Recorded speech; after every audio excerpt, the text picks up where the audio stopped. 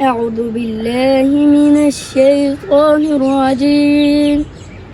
بسم الله الرحمن الرحيم.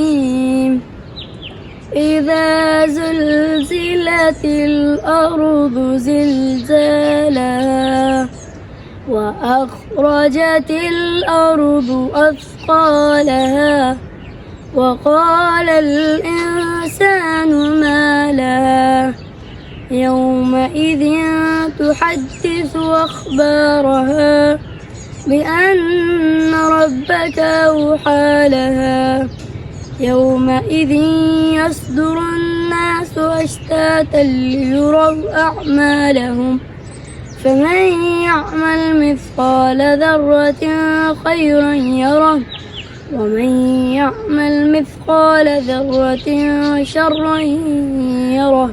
صدق الله العظيم.